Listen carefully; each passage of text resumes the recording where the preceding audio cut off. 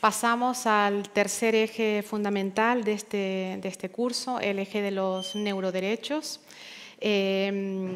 Necesitamos entender, quienes trabajamos en esta era digital, trabajamos en campos como la inteligencia artificial, pues necesitamos saber y ser conscientes de dónde deberían estar los límites y cómo deberíamos articularlo en todo lo relacionado con el derecho del trabajo.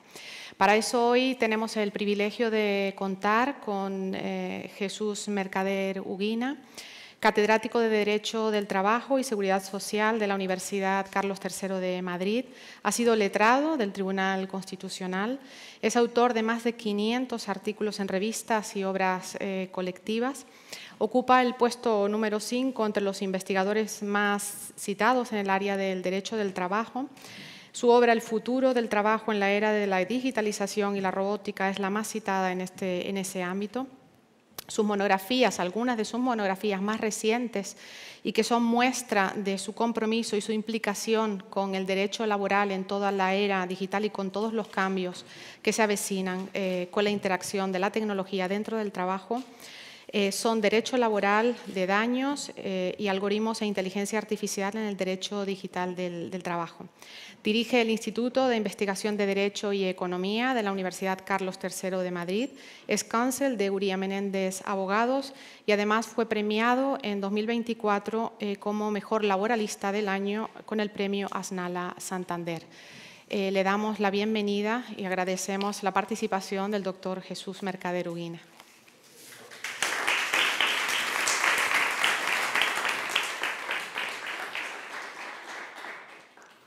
Pues muy buenos días. Un placer y un honor estar hoy aquí. Estoy verdaderamente fascinado con las intervenciones que me han precedido, que me han parecido verdaderamente apasionantes, ¿no? Creo que es un tema extraordinario. Quienes me han precedido, y Guiomar y Gatia, en el uso de la palabra, han agradecido al final a algunas personas y algunas instituciones en las que han trabajado. Yo tengo cerca a la persona a la que quiero agradecer hoy que estoy hoy aquí, que es mi querida y admirada Margarita Ramos Quintana. Margarita fue la persona que me impulsó a estudiar esta materia. Recuerdo que hace un año y pico, en una visita aquí, con motivo de un homenaje a una persona queridísima por nosotros, que era Manuel Álvarez de la Rosa, pues al terminar la sesión me dijo: Jesús, tenemos que trabajar en este tema. Este es un tema apasionante. Yo la verdad es que la miré con cierto escepticismo porque, bueno, aunque he trabajado en el mundo y estoy trabajando en el mundo del cambio digital, esto me pillaba bastante lejos. Pero lo cierto es que Margarita pues acertó plenamente, porque este es un terreno de extraordinaria importancia, de extraordinaria trascendencia y que, como se ha puesto de manifiesto esta mañana, nos abre múltiples frentes de reflexión y de duda desde el plano científico, pero también desde el plano jurídico, porque, como voy a tratar de explicar, este conjunto de cuestiones pues nos plantea muchas dudas también a los juristas a la hora de cómo abordarlo y cómo resolver muchos de los problemas que se plantean, desde luego, en esta materia. Muchas gracias también a Francisco Reyes y, como decía, a Guiomar y a Katia por sus extraordinarias intervenciones que tanta luz nos han dado sobre esta materia.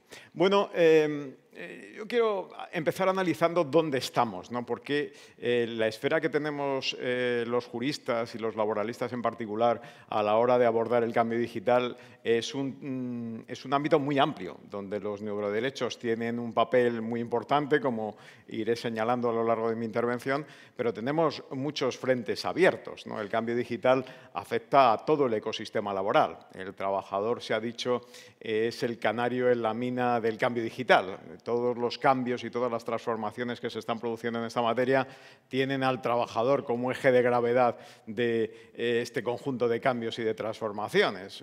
Transforman los métodos de producción, se incorporan nuevas técnicas de producción, aparecen los problemas vinculados con el Big Data, con los vehículos autónomos, con las nanotecnologías, las impresoras 3D, el Internet de las cosas. Bueno, son todas realidades que orbitan en torno a la idea del trabajo y del trabajador. De hecho, hoy mismo, esta mañana, uno de los una de las newsletters que emite la consultora McKinsey, pues se dedicaba precisamente al impacto de la inteligencia artificial y cómo se está recibiendo el impacto de la inteligencia artificial por parte de los trabajadores. Por tanto, el ver cómo se proyectan todas estas cuestiones en el ámbito del trabajo creo que no es una cuestión menor, porque el signo de los tiempos, desde luego, va por ese camino. Son muchos los cambios que estamos viviendo y muchas las cuestiones que se nos plantean a los juristas cuando analizamos la cuestión, y a los laboralistas en particular cuando analizamos la cuestión del cambio digital. Están cambiando las formas empresariales, las técnicas de producción, la empresa deja de ser cada vez más industrial y pasa a ser una empresa más virtual, más algorítmica. El desarrollo de la robótica es extraordinario, los cambios en esta materia son verdaderamente vertiginosos y ya empezamos a hablar de los gemelos digitales que empiezan a desarrollarse con total naturalidad, cosas que nos parecían, en relación con la pregunta a la que respondía Guiomar, imposibles hace apenas 4 o 5 años, hoy son perfectamente posibles desde el punto de vista del desarrollo de la robótica. Encontramos fórmulas como las impresoras 3D que nos plantean la posibilidad, y ya es una posibilidad real, de imprimir piel humana a través de impresoras 3D. De hecho, el catedrático de mi universidad de bioingeniería pues, ha desarrollado un proceso precisamente para este resultado. Por lo tanto, las impresoras 3D tienen un margen y un potencial de desarrollo desde el punto de vista productivo extraordinario. Y, desde luego, nos encontramos con el eje de gravedad, vuelvo a insistir, de este cambio, que es la inteligencia artificial. La inteligencia artificial está transformando radicalmente los modos de entender la producción, de entender las relaciones de trabajo, y es quizá uno de los grandes retos, pero no el único reto, porque, quiero subrayarlo, todas este conjunto de transformaciones a las que antes me refería se están produciendo simultáneamente, quizá frente a otras revoluciones o evoluciones industriales que se han ido produciendo a lo largo de la historia. Esta es la primera en la que todo se concentra en un determinado momento y con una intensidad verdaderamente extraordinaria. La inteligencia artificial, se ha dicho, y creo que es importante tenerlo en cuenta porque a lo largo de esta intervención voy a hablar muchas veces de datos y de los datos y del control de los datos, porque creo que los datos son la base de la inteligencia artificial. Los datos masivos, el Big Data, son el aire que respira los sistemas de inteligencia artificial. Por ello, la importancia y la trascendencia del control sobre esos datos, y de ahí la importancia y la trascendencia de las normativas que se están desarrollando en muchos países y particularmente en la Unión Europea para el control de los datos. Los datos, los neurodatos, los datos neuronales no son cualquier tipo de datos, son datos especialmente sensibles, como luego diré, y esto pues, plantea problemas particularmente importantes. La inteligencia artificial son datos masivos, son algoritmos. También hemos hablado aquí de algoritmos y de fórmulas de depuración de esas informaciones, y es capacidad de computación. Y todas estas fórmulas pues, se están desarrollando de una manera exponencial. Ya lo hemos visto con el uso y los distintos mecanismos e instrumentos de gestión de los datos. El ámbito algorítmico y el desarrollo de la matemática en este ámbito es extremo, y el caso de la computación ocurre exactamente lo mismo. Estamos pasando de los computadores analógicos a los computadores cuánticos que permiten realizar trillones de operaciones por segundo. Por lo tanto, estamos en un momento de cambio y de transformación a una enorme velocidad. Cosas que eran impensables. Pongo 2 cuadros.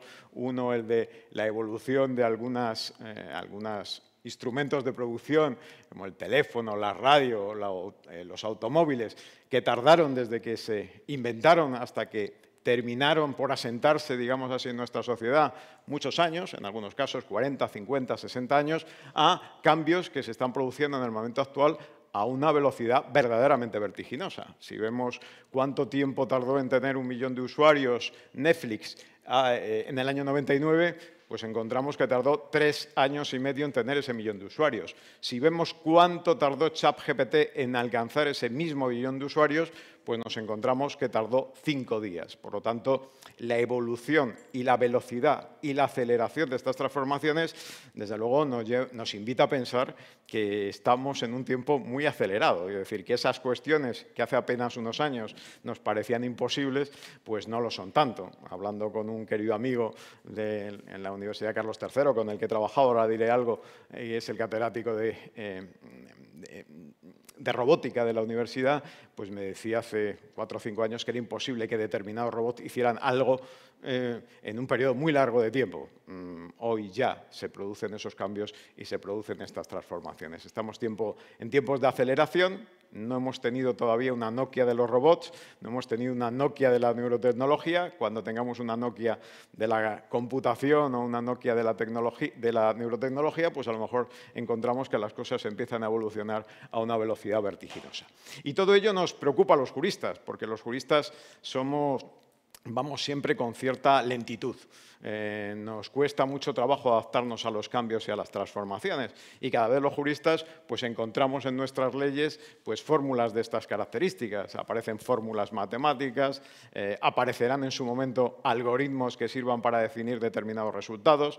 Ya hay convenios colectivos que negocian el contenido de los algoritmos. Y si hacemos una pequeña aproximación, y esta es una breve aproximación a ese conjunto de problemas que tenemos los juristas cuando nos enfrentamos a este tipo de cambios, pues este es un proyecto en el que colaboré con Carlos Balaguer, catedrático de robótica de mi universidad, en el que analizábamos pues, robots inteligentes para ayuda a personas dependientes, ¿no? Distintos tipos de robots que realizaban distintos tipos de tarea para ayuda a personas dependientes. Analizando esta cuestión desde la perspectiva jurídica, nos encontramos que cada uno de esos robots responden a cuestiones distintas desde el punto de vista jurídico, desde el punto de vista de los derechos fundamentales que están en juego, desde el punto de vista de su categorización o no como productos sanitarios, desde la normativa de aplicación de prevención de riesgos laborales o de riesgos en relación con su uso, en qué medida pueden ser considerados o no prestaciones en materia de seguridad social, qué impacto pueden tener en los mercados de trabajo y una cuestión que no es menor, que es la responsabilidad, que como consecuencia de los daños que se puedan producir por el uso de esos instrumentos pueden tener estas nuevas tecnologías, estos nuevos instrumentos. Estamos, por tanto, en un mundo de cambio y de transformación a una enorme velocidad y con muchos interrogantes desde el punto de vista jurídico. Yendo aterrizando un poco más en el tema que me he traído de aquí, que es el tema de los neuroderechos, siempre ha sido un sueño del empresario controlar a los trabajadores. La empresa sueña con controlar a los trabajadores, con tener una empresa panóptica que le permita estar permanentemente controlando qué es lo que hacen los trabajadores. Históricamente ese cambio ha sido externo, a través de distintas medidas, pues se han desarrollado por los sistemas de control de los correos electrónicos de los trabajadores, los sistemas de geolocalización, que tienen una normativa expresa específicamente establecida en la Ley Orgánica de Protección de Datos Personales, los sistemas de videovigilancia, una serie de sistemas que buscaban controlar al trabajador desde fuera. Esos sistemas ya nos han planteado infinidad de problemas jurídicos y era un control externo, era ver qué hacía el trabajador. Bueno, ahí están derechos fundamentales en juego de muy diverso orden. Están en juego el derecho a la dignidad de la persona, que hay que pensar y repensar a la luz de estos cambios, y con esa idea terminaré esta intervención, el derecho a la intimidad, el derecho al secreto de las comunicaciones, el derecho a la protección de datos personales. Todos esos son derechos fundamentales que están en juego en esa realidad.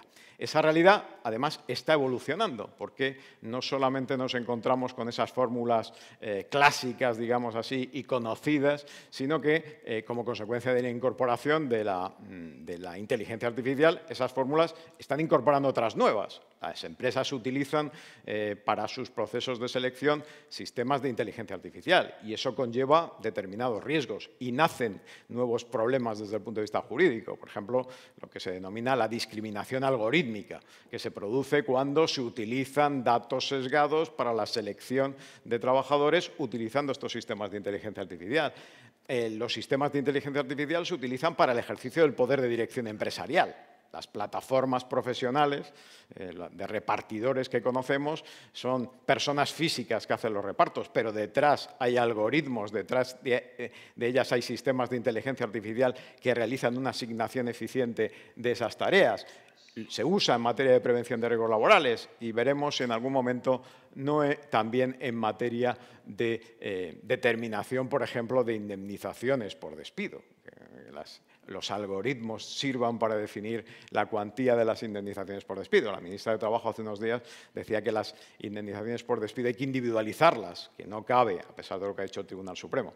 Hay que individualizarlas, hay que particularizarlas. No es lo mismo que le despidan a uno en La Laguna, que le despidan en Albacete, que le despidan en Madrid, que trabaje en el sector de hostelería, que trabaje en el sector de la banca, que trabaje en el sector de industrias cárnicas. Por lo tanto, eso lleva a una individualización.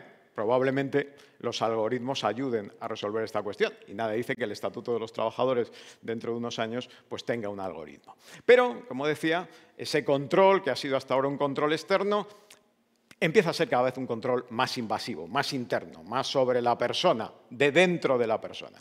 De esto también hay una cierta tradición. Hablamos ahora de los neuroderechos, que es, digamos así, la última ola en este conjunto de problemas y categorías jurídicas, pero esto no es nuevo. Los empresarios también han intentado controlar la capacidad interna de actuación de las personas y lo han hecho a través de muchas fórmulas. Por ejemplo, en los procesos de selección, a través del uso de los polígrafos. En Estados Unidos hay una regulación sobre el uso del polígrafo en las relaciones laborales desde 1988, que establece el régimen de control, limitaciones, la necesidad de consentimiento, en definitiva. Y esos son los viejos polígrafos. Ahora los nuevos polígrafos incorporan sistemas de inteligencia artificial, con lo que los problemas que se incorporan se añaden a los anteriores.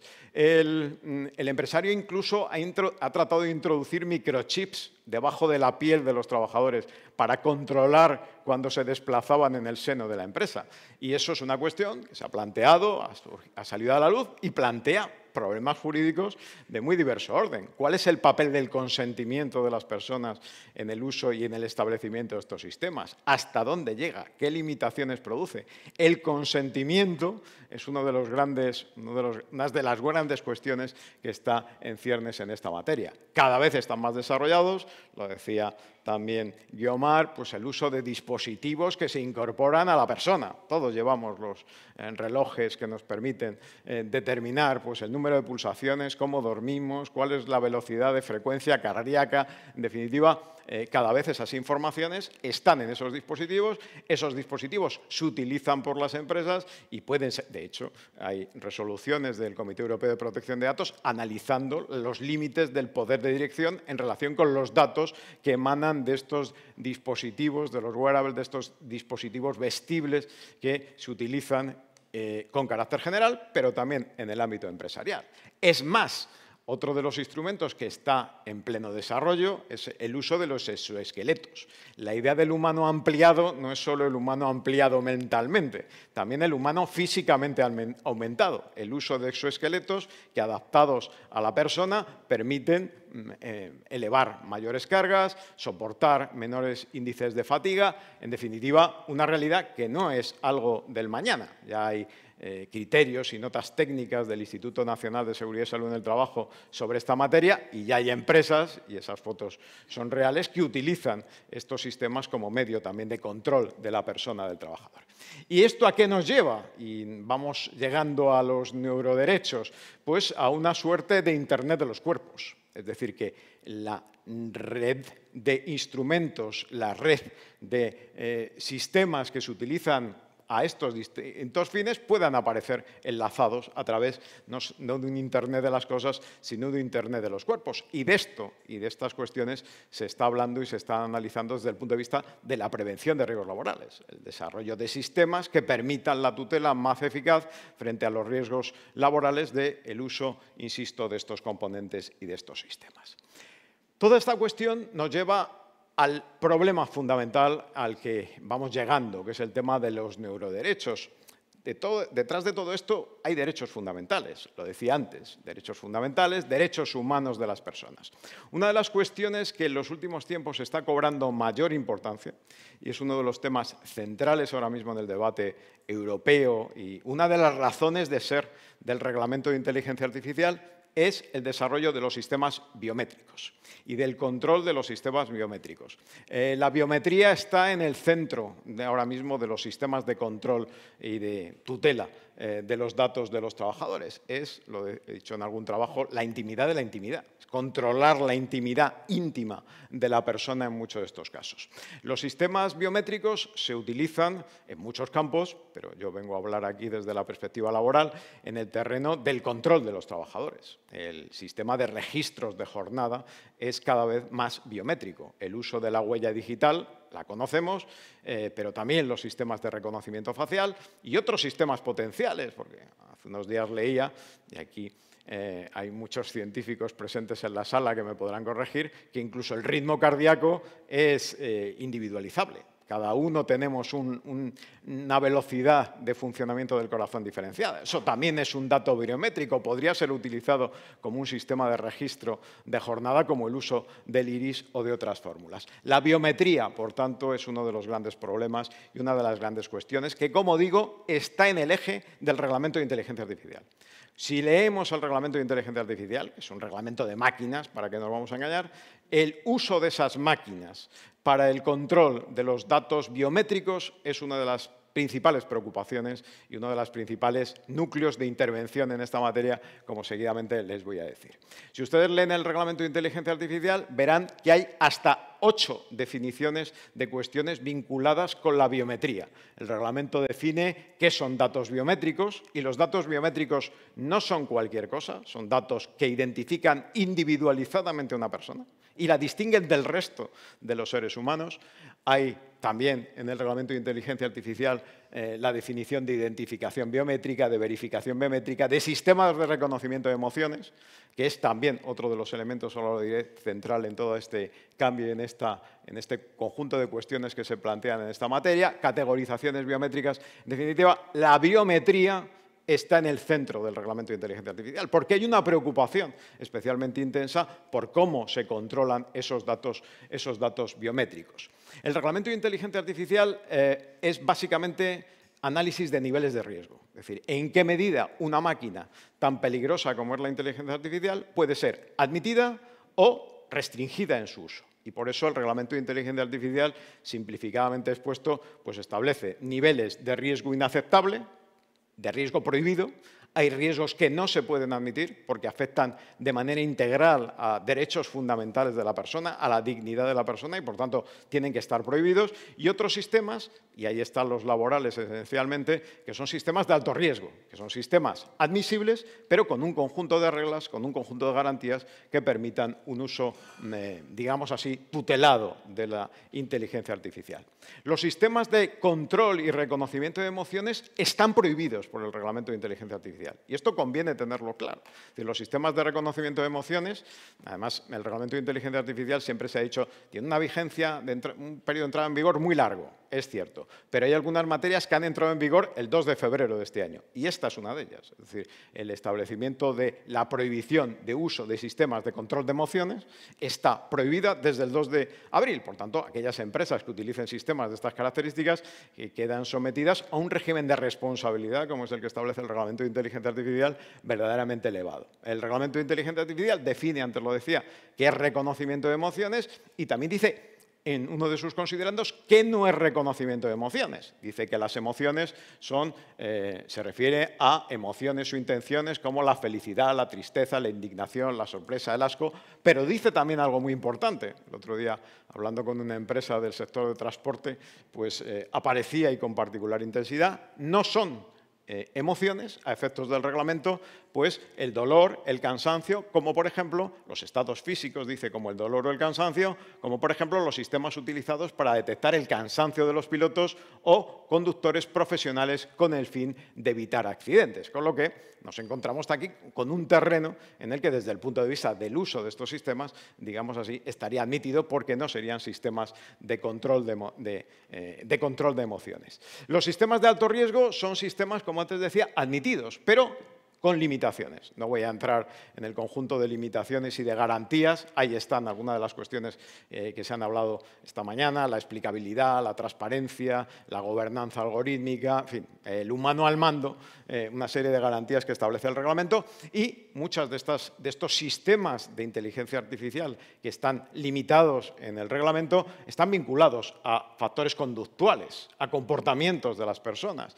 Dice el reglamento que tienen ese carácter de sistemas de alto riesgo, la asignación de tareas basada en la conducta individual o en los rasgos o características personales o al seguimiento y evaluación del rendimiento y la conducta de las personas. Por lo tanto, ese comportamiento, esa conducta de la persona aparece como un elemento determinante. Todas estas cuestiones nos llevan a la cuestión que aquí nos trae, que son los neuroderechos. Porque la neurovigilancia se está generalizando. Y aquí viene la siguiente evolución, el modelo, si quieren ustedes, 3.0 de la vigilancia empresarial sobre los trabajadores. Los sistemas de neurovigilancia se están desarrollando. Y hay algunos países, como en China, que los conductores de los trenes bala llevan este casco que permite, a través del uso de estos sistemas de las que antes nos hablaba Guiomar, pues el control de lo que realiza el trabajador. Y ese control neuronal habría que determinar con qué alcance y con qué contenido. Por lo tanto, estamos ya en esta realidad. Hay por ahí también noticias y empresas que anuncian el desarrollo de cascos inteligentes para el control del sueño y para el control de las cargas cognitivas de las personas. Esto no es algo que vaya a suceder. Ya encontramos páginas web donde se están desarrollando y donde se utilizan estos sistemas, esos cascos de los que antes nos hablaba, pues formulados y aplicados al trabajador concreto y, ya digo, publicitados y vendidos con ese uso de control laboral. ¿Y por qué no? ¿Por qué no el control sobre las propias decisiones de las personas? Los sistemas de control, ya hay algunas empresas que están desarrollando sistemas de amenazas internas que permiten, a través de datos estadísticos, pues determinar un poco las derivas de los trabajadores dentro de la empresa. Aquí se nos plantea un problema jurídicamente revolucionario para el entendimiento que hemos tenido clásicamente los juristas de lo que es esta cuestión, que es esa pregunta que ahí les hago, que es el pensamiento no delinque. Siempre desde que estudiamos la carrera, desde que llegamos a la facultad, lo primero que nos explican es el pensamiento no delinque. Uno puede juzgar los actos de las personas, pero lo que piensan las personas no lo podemos controlar. Bueno, yo creo que el problema de los neuroderechos y el uso de las neurotecnologías nos puede llevar a permitir controlar qué es lo que piensan las personas. Y si eso lo permite, pues podemos a lo mejor desarrollar sistemas preventivos de comportamientos delictivos o disciplinarios que se puedan llevar a cabo en el mundo y en la vida. Con lo que, desde el punto de vista jurídico, nos encontramos a un reto no menor. En toda esta cuestión es cuando nace, en este debate y en este contexto, el tema de los neuroderechos, que es un tema, desde el punto de vista jurídico, verdaderamente apasionante, porque no es una cuestión, desde luego, para nada resuelta. Rafael Yuste, un honor, desde luego, poder participar en unas jornadas en las que él lo hace. Hace unos años, todos lo saben, formuló una serie de neuroderechos, que son derechos, digamos así, vinculados con esa privacidad neurológica de las personas. El derecho a la privacidad mental, el derecho a la integridad mental, el derecho a un acceso equitativo al aumento mental, que es, bueno, nos sitúa en un terreno verdaderamente interesante desde el punto de vista de la intervención pública e incluso a la hora de establecer estos sistemas de aumento equitativo, la protección contra los sesgos, la identidad personal en el uso de estos sistemas. En definitiva, trató de diseñar, y lo hizo brillantemente, un modelo de derechos específicos en materia de datos o de derechos vinculados a sistemas neurológicos. Esta cuestión, de todas formas, ha tenido una materialización práctica. Rafael Yuste no solo se quedó en establecer esos derechos fundamentales, si se quiere, desde el punto de vista de la neurología, sino que dio un paso más e incluso animó a algunos países a incorporar a sus legislaciones este tipo de neuroderechos. Y el ejemplo más claro es el modelo chileno. Chile, en su Constitución, incorpora una referencia expresa a los neuroderechos. El artículo 19.1 de su Constitución dice expresamente que la ley regulará los requisitos, condiciones y restricciones para su utilización en las personas, debiendo resguardar especialmente la actividad cerebral, así como la información proveniente de ella. Por lo tanto, hay constituciones ya que incorporan esta realidad de los neuroderechos. La gran cuestión que aquí se plantea, y yo me planteo, nada más lejos de mi voluntad rebatir a Rafael Yuste, pero creo que hay un problema desde el punto de vista jurídico, yo lo veo limitadamente desde el punto de vista jurídico, que es en qué medida es necesario que hagan o que nazcan nuevos neuroderechos, o si esos neuroderechos deben incorporarse como derechos aumentados, de la misma forma que utilizamos el concepto de humano aumentado, pues derechos aumentados en el contenido clásico de algunos derechos ya existentes. Este es un debate que está en el ámbito constitucional, es decir, la aparición, la ampliación de los derechos. ¿Hace falta crear otros derechos o ya tenemos los derechos y cuando se plantea un problema lo que hay que hacer es darle contenido a los derechos actualmente existentes para que desde ese modelo, desde el contenido de los derechos que ya tengamos, esos derechos se amplíen e incorporen una lógica dinámica y, por tanto,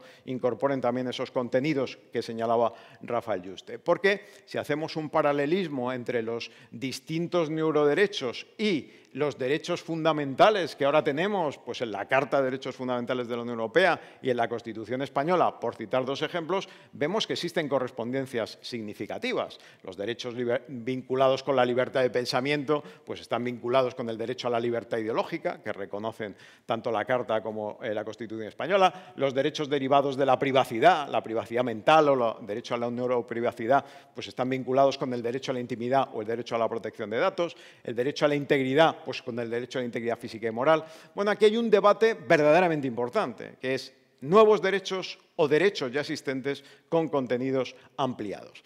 Aquí hay un punto de referencia que me parece particularmente importante, que es que desde hace tiempo en algunos países, idea nació en Canadá, se entiende que las constituciones, y por constituciones hablamos de las normas, son árboles vivos y por tanto que esos árboles vivos van creciendo. Hay que ir a interpretaciones dinámicas de las normas jurídicas. Las normas jurídicas no se petrifican, sino que se van ampliando en el tiempo. La Constitución española pues es eso, un marco de coincidencias en un determinado momento histórico, pero ese marco va variando porque la realidad va variando y, por tanto, cuando el Tribunal Constitucional tiene que juzgar nuevos problemas, pues tiene que resolver sobre la dinámica actual y, por lo tanto, pues quizá no sean necesarios nuevos derechos, sino dotar de forma precisa estos nuevos contenidos de una la más precisa determinación jurídica. Hay que ir a una interpretación evolutiva de la Constitución y de las, hablando de Constitución, de las normas jurídicas que se ocupan de esta materia.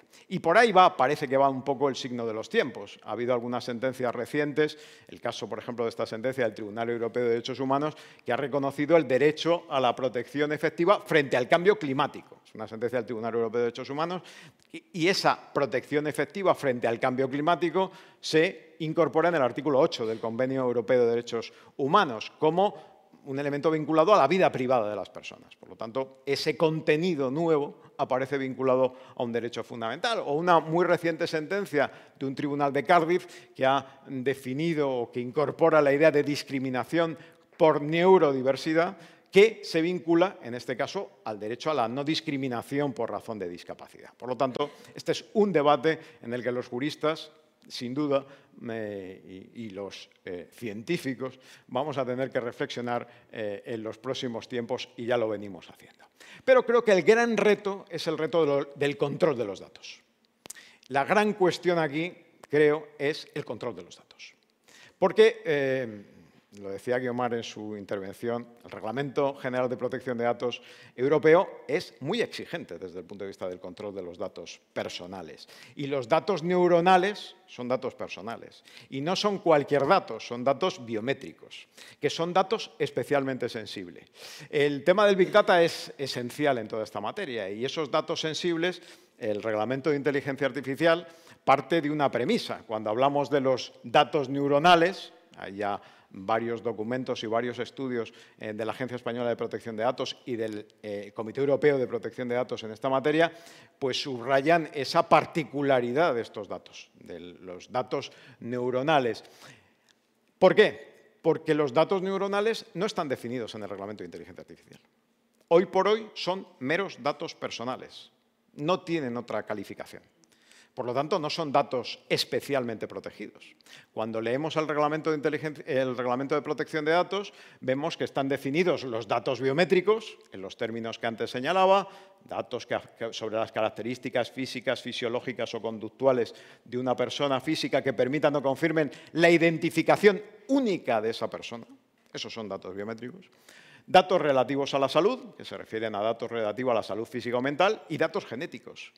¿Están aquí los datos neuronales? Y esto no es una cuestión menor, porque este tipo de datos, estos que he citado, son datos especialmente sensibles. Son, en la terminología del Reglamento de Protección de Datos, categorías especiales de datos. Y el Reglamento Europeo de Protección de Datos Personales parte de una premisa, que es la prohibición del tratamiento de estos datos. El Reglamento de Protección de Datos no dice que estos datos se puedan tratar, parte de que no se pueden tratar, porque son datos particularmente invasivos. O mejor dicho, que solo se pueden tratar si se cumplen determinados requisitos, que, en terminología del propio reglamento, levantan esa prohibición. ¿Cuáles son esos supuestos que levantan esa prohibición? Pues, por ejemplo, que haya un consentimiento explícito. Y un consentimiento explícito no es que haya consentimiento, es que sea explícito.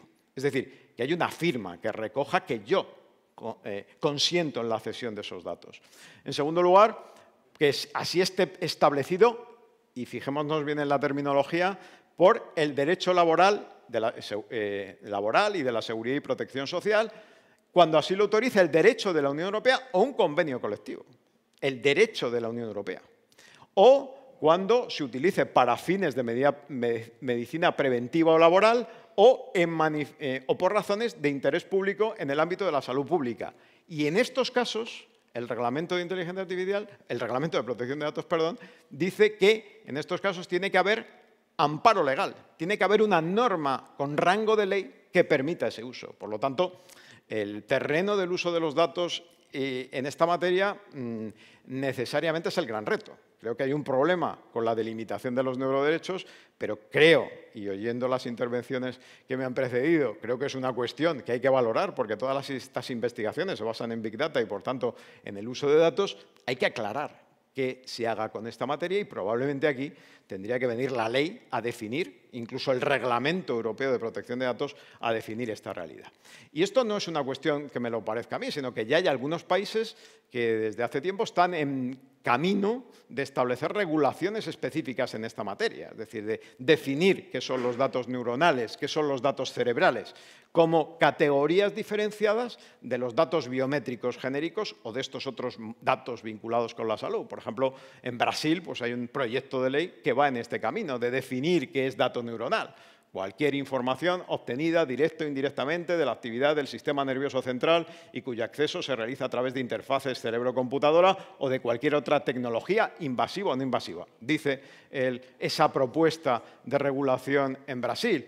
O en California hay también un proyecto de norma en esta misma materia. O en Colorado incluso hay una recomendación de la OCDE que en su momento definió el concepto de dato neuronal. Por tanto, creo que aquí nos enfrentamos a una cuestión, desde luego, no menor. Porque, además, no es solo que sea importante definir el concepto de dato neuronal o de dato cerebral para establecer una categoría propia que tenga una regulación propia con singularidades propias, sino que los datos neuronales son datos muy particulares. Se ha dicho en las intervenciones que me han precedido con mucho más fundamento de lo que yo lo voy a decir aquí. Pero visto esas reflexiones que se hacían desde la perspectiva de la protección de datos, creo que hay varias cuestiones que desde luego hay que reflexionar sobre ellas. Porque, claro, uno de los principios básicos en materia de protección de datos es la proporcionalidad y la minimización en el uso de los datos personales.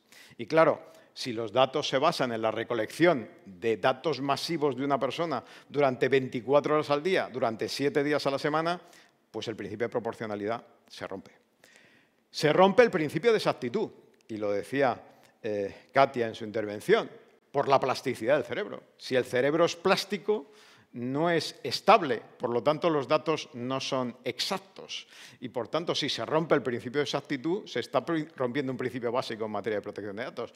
¿Cómo resolver esta cuestión? Pues es también otro problema importante. La plasticidad del cerebro nos produce todos esos beneficios que nos explicabais, pero también, desde el punto de vista de la protección de datos, nos plantean un problema muy importante porque esa variabilidad no permite una imagen fija y, por tanto, esa mutabilidad de los datos, pues desde el punto de vista de ese principio que está en el reglamento de la exactitud, se pone de manifiesto. La transparencia.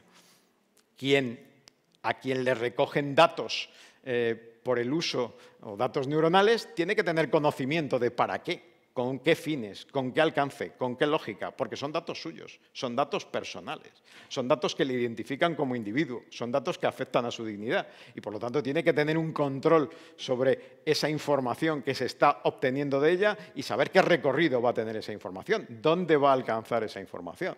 O, por ejemplo, otro elemento, desde luego, a valorar, leía, desde luego lo dice el informe del Comité Europeo de Protección de Datos, otro factor a valorar es que se pueden producir sesgos, porque, según parece, el cerebro de la mujer y el del hombre son distintos y, por lo tanto, pueden aparecer sesgos desde el punto de vista de, por sus estructuras y actividad neuronal, dar resultados diferenciados que puedan producir sesgos a la hora del uso de esos datos de carácter personal. Por no hablar, lógicamente, de todas esas bases de datos masivas que se están generando y que se mueven en el mundo, pero se mueven en lógicas que, desde el punto de vista jurídico, pues son plurales, porque el modelo americano de protección de datos, como se ha dicho, nada tiene que ver con el modelo europeo de protección de datos. Creo, por tanto, que los neuroderechos tienen un contenido muy importante, pero el tema de los datos y de la protección de datos personales es otro de los grandes retos a los que nos enfrentamos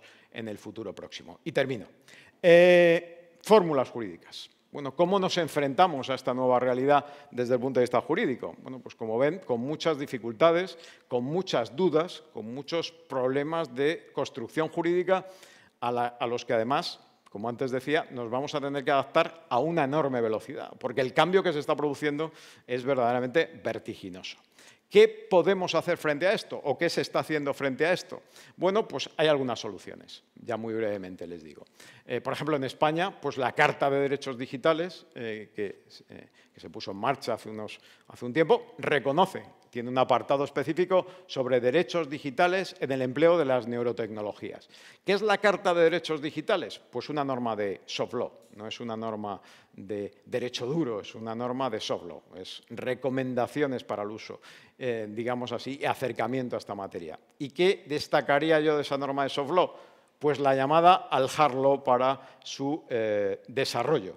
Es decir, la Carta de Derechos Digitales dice, en relación con los derechos digitales en el empleo de las neurotecnologías, que las condiciones, límites y garantías de implantación y empleo en las personas de las neurotecnologías serán reguladas por ley. Por lo tanto, la ley tiene bastante que decir en esta materia. Tenemos un terreno importante en el que el legislador, en el que el Estado, los Estados, van a tener que intervenir y regular.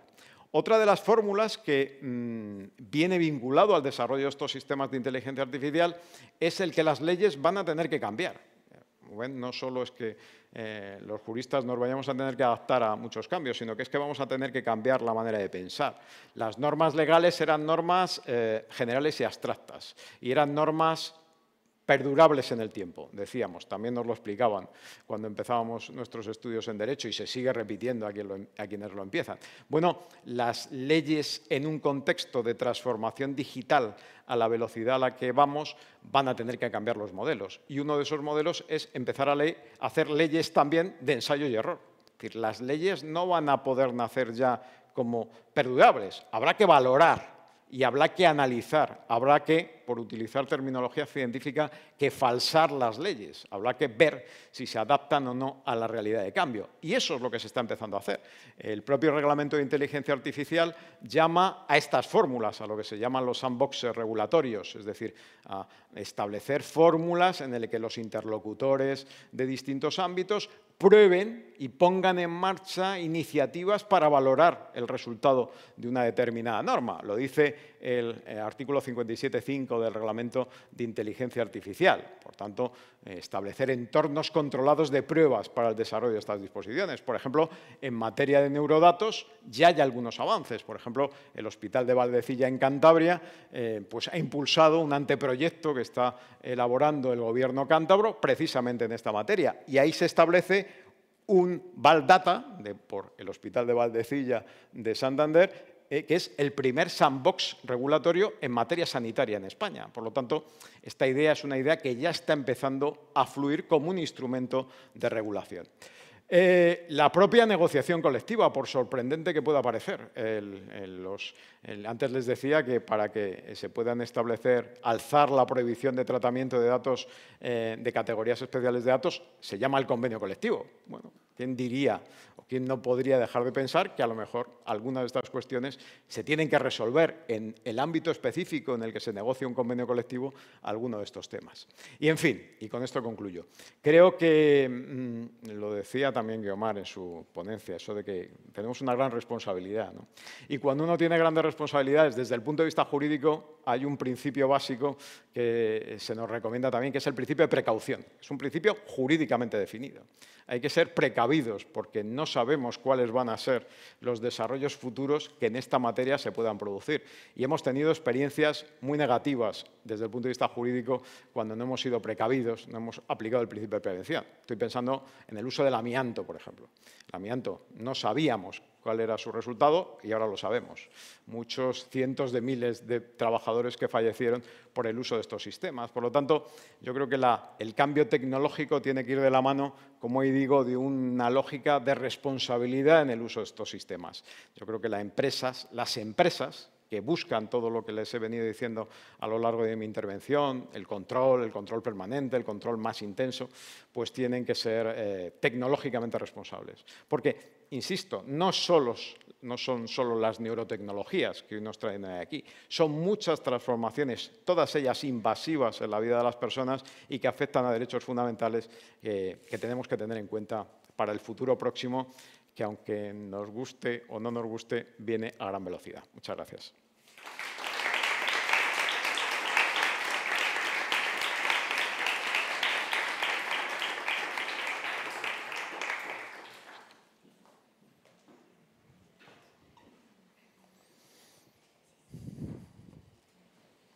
Gracias, profesor Mercader, por esta presentación. Ha sido muy bien sintetizado todo el contenido y su trabajo de los últimos años, y observamos su trayectoria y sus últimos artículos publicados. Ha hecho una síntesis magnífica de lo que en ellos se recoge. Yo tengo una primera pregunta desde el conocimiento del derecho laboral, porque estoy bastante lejos de ese campo. Como país, como continente europeo, con toda la regulación que ya existe al respecto, tenemos la IA Act, que es un reglamento, es el primer reglamento global en materia de inteligencia artificial del mundo.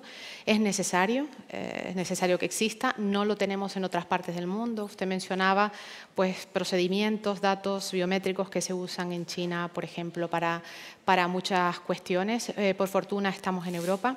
Mi pregunta es, ¿estamos preparados como país y continente? ¿El derecho del trabajo está preparado para absorber todo el nivel de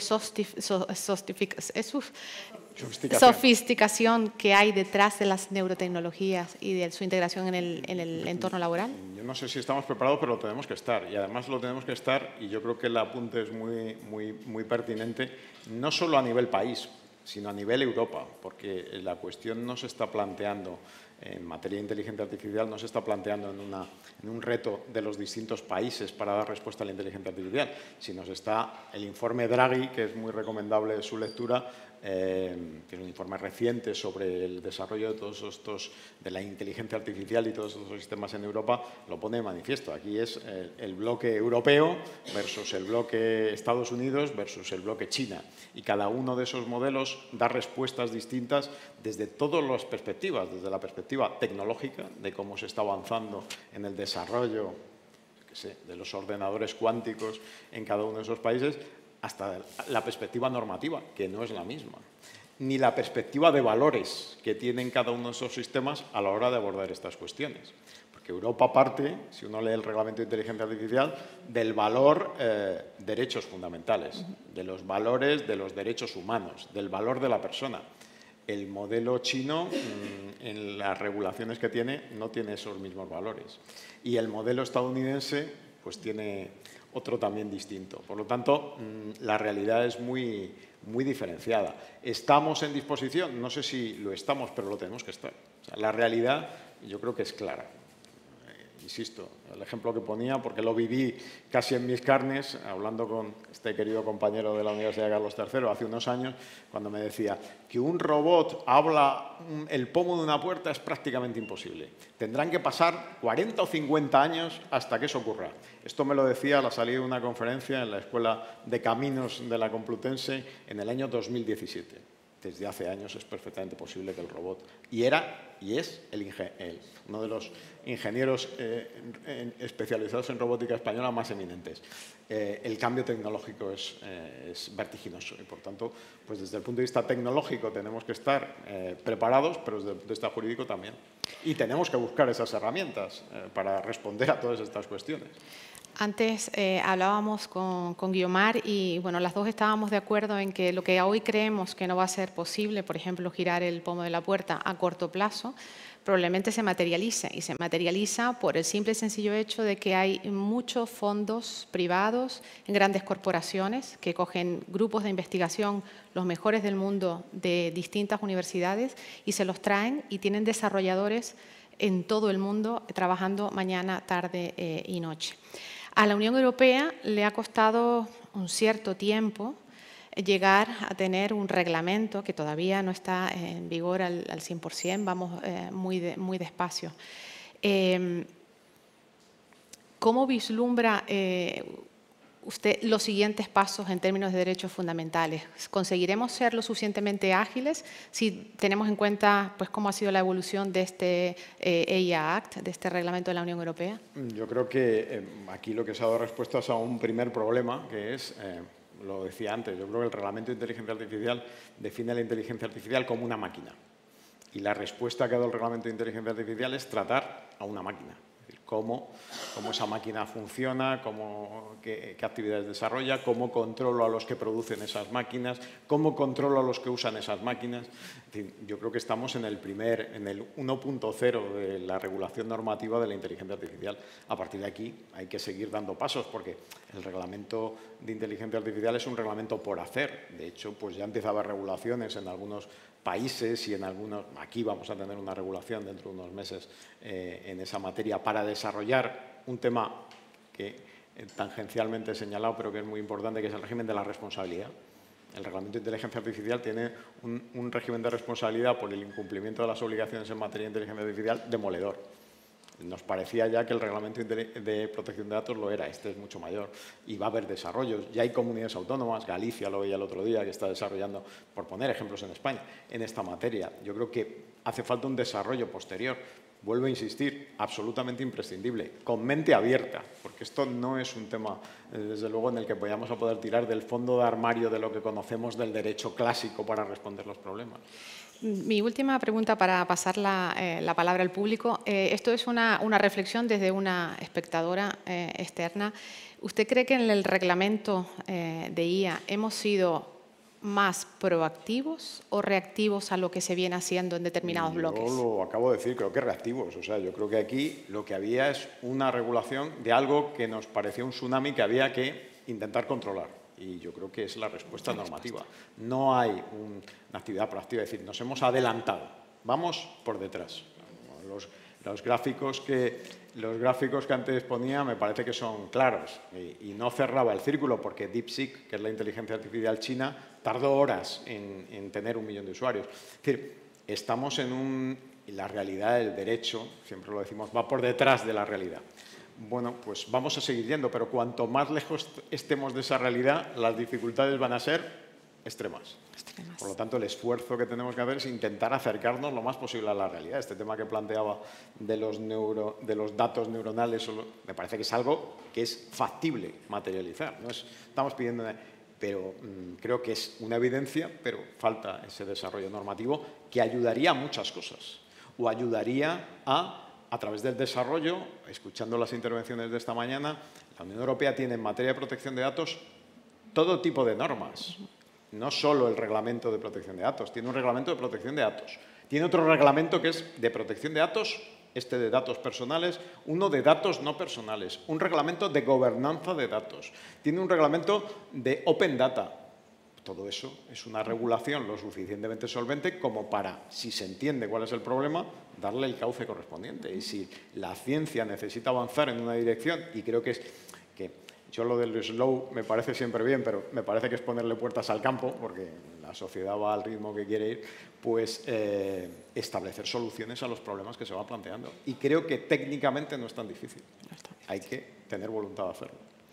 Muchas gracias, profesor Mercader. Pasamos el turno de preguntas al público. Bueno, pues saludo a la audiencia. En algún momento de la plática, compañero, te oí decir los americanos. Con bastante frecuencia aparece este léxico. ¿A qué americanos te referías? ¿A los colombianos, a los chilenos, a los venezolanos o simplemente a los yanquis? Seguramente me refería a Estados Unidos.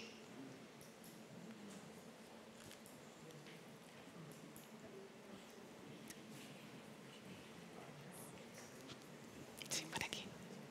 Gracias. Buenos días. Pues efectivamente, Jesús, tenemos un reto por delante muy importante que afrontar desde el punto de vista del marco regulatorio suficientemente adecuado y suficientemente flexible como para poder ser susceptible de adaptarse a estos cambios vertiginosos que vienen.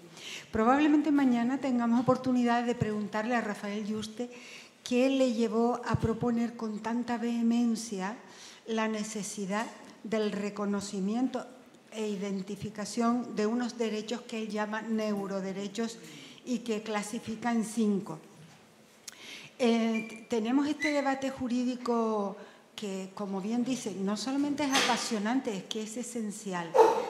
Esos neuroderechos tienen la entidad suficiente, ¿no?, como para convertirse en derechos fundamentales nuevos, o simplemente deberían tener cobijo en los clásicos, ¿no? El derecho a la intimidad, el derecho a la integridad moral y física, etcétera. Porque hay voces autorizadas como Laporta que se niegan radicalmente a admitir que con ocasión del avance de la neurociencia y las neurotecnologías, los derechos fundamentales clásicos pasen a ser objeto de revisión y entonces inicien un proceso, digámoslo así, de desnaturalización y de infravaloración. Luego están los Yuste que dicen, no, los tradicionales ya no son suficientes o podrían quizá estar expuestos a interpretaciones restrictivas que no den cobertura suficiente a la necesidad de proteger los nuevos riesgos que para la intimidad de la intimidad se necesitan ahora. Y luego hay algún colega tuyo en la Carlos III, como Rafael de Asís, que dice, no, esto se arregla con una fórmula ecléctica, y es que se introduzcan garantías suficientes que hagan efectivos los llamados neuroderechos, nada más, con eso sería suficiente. Bueno, ¿a ti qué te parece? ¿Crees que este debate se va a zanjar con la incorporación, creación e identificación de neuroderechos elevados a la categoría de fundamentales, o que por el contrario debemos preservar el corpus clásico de los fundamentales, pero en cualquier caso invitando a los tribunales a que hagan interpretaciones adecuadas a la identificación de estos nuevos derechos? ¿Qué te parece? ¿Que los derroteros irán por una innovación en la identificación de nuevos derechos fundamentales? ¿O entrarán en los clásicos pero con nueva redefinición de los clásicos? Yo en mi presentación iba por esta segunda línea. He tratado de ser polite, pero voy en esta segunda línea de interpretación. Yo creo que la inflación de normas y la inflación, cualquier inflación genera devaluación. Y cuanto más conceptos se creen, más difuso se convierte la categoría de derecho.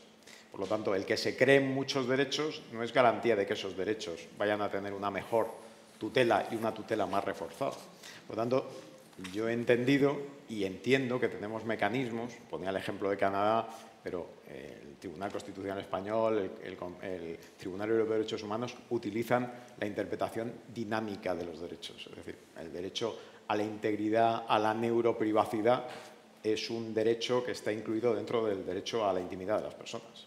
Que en el momento en que se plantee un conflicto en el que entre en juego esta situación, los tribunales, sin duda, incorporarán al contenido de la intimidad el elemento de la neuroprivacidad. Por ejemplo, en Chile se planteó este asunto con este senador chileno que compró una diadema para que le midiera el estrés y en un determinado momento pidió que se le dieran los datos que se habían obtenido como consecuencia de esa información neurológica que se había obtenido. La Corte Suprema de Chile no dudó un momento. O sea, ahí está en juego el derecho a la protección de datos personales, el derecho a la información correspondiente al uso de esos datos personales.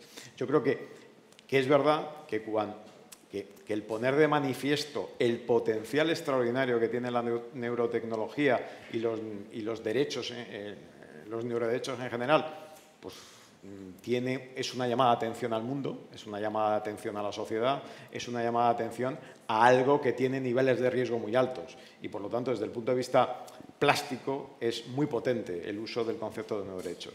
Creo que desde el punto de vista jurídico hay otras fórmulas para alcanzar ese resultado porque, insisto, lo ejemplificaba ahí en una tabla de doble entrada diciendo, bueno, hay neuroderechos, hay derechos actuales. Los derechos actuales pueden perfectamente quedar subsumidos porque no hay realidades sustancialmente nuevas. La única que me llamaba la atención es la del humano aumentado, que es, digamos así, que es un poco una especie de derecho de protección social al aumento mental. Que digamos, ¿eso qué sería? ¿Un derecho de protección social? ¿Sería un derecho incluido dentro de la seguridad social, digámoslo así, o de la protección social? Pero fuera de esos, el resto de elementos que componen los neuroderechos son contenido esencial de cualquiera de los derechos fundamentales que ahora tenemos. De hecho, pues y ya concluyo, el Tribunal Europeo de Derechos Humanos, cuando ha resuelto el tema del derecho a la protección climática, que antes ponía como ejemplo, pero es que en ese mismo artículo 8 ha incluido el derecho al aborto, el derecho a la eutanasia, el derecho a concebir hijos, hay derechos proteicos y en ese sentido, cuando se plantea el conflicto es cuando interviene la categoría jurídica de respuesta y en ese sentido, esencialmente en el contenido básico de esos derechos van a estar esos elementos. No hace falta que haya otros derechos fuera porque, insisto, son derechos que, insisto, generan inflación y estamos en un momento en el que por todo este cambio tecnológico del que hablamos, pues podemos ser proclives a crear muchos más derechos de los que ahora tenemos y eso yo creo que tiene, como decían las personas queridos y admirados maestros como es Paco Laporta y Rafa de Asís, pues problemas. Tenemos tiempo para una última pregunta. Bueno, espero que sea breve. Muchas gracias, Jesús, como siempre, por tu magnífica capacidad didáctica y por hacer fácil lo que no lo es. Bueno, mi pregunta es un poquito técnica y más concreta. Tú hablabas de la llamativa introducción de la posibilidad de que el convenio colectivo entrara a levantar la prohibición del uso de estos datos cerebrales o de estos neurodatos y demás. Y también hablabas de utilizar una perspectiva de open mind, con la mente abierta, ¿no? Pues desde esa perspectiva, tranquilízanos, dinos un supuesto en el que te parezca buena, apta, viable, siempre dentro del juego de ley y convenio, no se podrá oponer al convenio a la ley, de la incorporación al convenio colectivo de esta posibilidad que a mí me sigue pareciendo muy llamativa y muy peligrosa que le da el reglamento. Bueno, yo creo que ahí hay, vamos a ver, bueno, es llamativa y peligrosa porque lo vemos en relación con los neuroderechos y lo vemos con... Pero bueno, ya hay convenios colectivos en España que han incorporado y van a incorporar o están incorporando regulaciones, por ejemplo, en materia de inteligencia artificial. Y algunos no pequeños, como el convenio de químicas. El convenio de químicas tiene una regulación específica en su artículo 10 sobre la inteligencia artificial. Que el derecho a la protección de datos va a tener en el convenio colectivo un instrumento claro, me parece evidente, porque si leemos el reglamento me preguntas técnicamente y te contesto técnicamente. El reglamento de protección de datos, en su considerando 155, cuando habla de los convenios colectivos, dice que pueden hacer muchas cosas. Por ejemplo, determinar las reglas para el consentimiento. Pues, por ejemplo, establecer cuándo se puede dar el consentimiento y cuándo no. O sea, el convenio, lo dice el reglamento expresamente, dentro de tal podrá modular las reglas para el consentimiento en materia de protección de datos. Lo dice el considerando 155, que es el que habla de los convenios colectivos. Bueno, pues el convenio colectivo puede determinar cuáles sean las reglas a través de las cuales se otorga o no el consentimiento para la cesión de determinados datos en una determinada materia. Y eso no es una cuestión fácil, pero tendrá que articularse. O sea, los sindicalistas españoles hace 40 años, si os hubiéramos preguntado si tenían que saber contabilidad, matemáticas y economía, pues dirían, no, porque yo me dedico a otra. Bueno, ahora un sindicalista que tiene que participar en un expediente de regulación de empleo, en un despido colectivo que afecta a miles de trabajadores, tiene que saber contabilidad, tiene que saber economía y tiene que saber matemáticas. Bueno, pues tendrá que saber también de neurología o informarse o tener asesores que le indiquen cómo actuar en esa materia. Por lo tanto, de la misma forma que ha habido convenios colectivos que ya han negociado algoritmos y que establecen pues, determinadas reglas para el funcionamiento del algoritmo, pues tendrán que desarrollarse en este terreno. Es que estamos en un ámbito por hacer. O sea, que puede parecer todo algo irreal, pero yo creo que no lo es tanto. Y esa mente abierta nos tiene que ayudar a resolver estas cuestiones. Una última pregunta que tenemos por aquí y ya con esto sí. Hola, enhorabuena, profesor Mercader, de nuevo por su brillante intervención, como siempre. Yo tenía inicialmente 2 preguntas que formularle, pero para acordar un poco esta última intervención voy a formularle la segunda, fuera si le pillo en algún momento por el jardín o por algún lado. Un placer. Y me quedo con la primera y continuando con el hilo constitucional de los derechos fundamentales versus neuroderechos, ¿no? Hablaba usted de neuroderecho versus derecho fundamental aumentado. Y el aumentado lo ponía entrecomillado. Sí, aumentado porque decía, claro, es un poco un juego de palabras. Sí, lo sé. La idea del humano aumentado, pues digo, pues los derechos fundamentales también se aumentan. Claro, por supuesto. Yo me quedé, o me ha dado la reflexión, pensar en el aumento, en el sentido de si el aumento lo considera usted que sea respecto al contenido del derecho fundamental en su versión tradicional, clásica, intimidad, privacidad, integridad física, protección de datos, o si el aumento también es en cuanto a su protección, es decir, manteniéndonos en la hipótesis que usted ha mencionado, que usted defiende de conservar las categorías tradicionales e incluir estos nuevos neuroderechos no como categorías nuevas, sino como contenido aumentado. ¿Ese aumento es en cuanto a su protección? Tiene que ser equivalente en todo. No en quiero todo. Aburrir al público presente porque son cuestiones técnicas, pero, por ejemplo, hace poco publicaba un trabajo sobre el principio de proporcionalidad y la aplicación del principio de proporcionalidad a esta nueva realidad. Y yo decía que el principio de proporcionalidad, que es un principio clave en toda esta materia de derechos fundamentales y en materia de protección de datos, en todos los derechos, no podíamos leerlo en los mismos términos que leíamos el principio de proporcionalidad, que hace falta reforzar ese principio de proporcionalidad y que los instrumentos que componen el juicio de proporcionalidad hay que reforzarlos en su uso. Pues, lo mismo digo en esta materia. Esto lo hemos visto con el Reglamento de Inteligencia Artificial. El Reglamento de Inteligencia Artificial ha establecido para los sistemas de alto riesgo un conjunto de garantías. Gobernanza, transparencia, humano al mando, hay que establecer garantías adicionales. Ahí es donde está probablemente la innovación. Yo creo que la innovación está más en el derecho, en la garantía del derecho. Correcto. Luego podríamos incluso afirmar o prever que los constitucionalistas tendrán un trabajo enorme por delante porque aumentar la protección equivale a aumentar los mecanismos efectivos de protección. La metáfora del árbol, que decía del árbol vivo, es que los constitucionalistas, venía leyendo, repasando los últimos, ya están publicando la idea la idea de derecho aumentado, tengo que decirle que se me ocurrió, pero luego he visto que los constitucionalistas utilizan algo parecido, que es la ampliación de los derechos fundamentales. Es decir, que estamos en ese camino. Es decir, que si de la misma forma que cuando los jueces canadienses tuvieron que definir el término persona en el año 29, porque para ser senador en Canadá solo se entendía que persona era el hombre, y entendieron que en la persona estaba la mujer, cosa que, en fin, les costó, pues a lo mejor ahora hay que seguir por ese camino. Y hay realidades, el concepto persona, que puede ser muchas personas, persona física, persona jurídica, persona digital, en definitiva, que hay que ser creativos. Muchas gracias. A usted. Muchas gracias, profesor Mercader.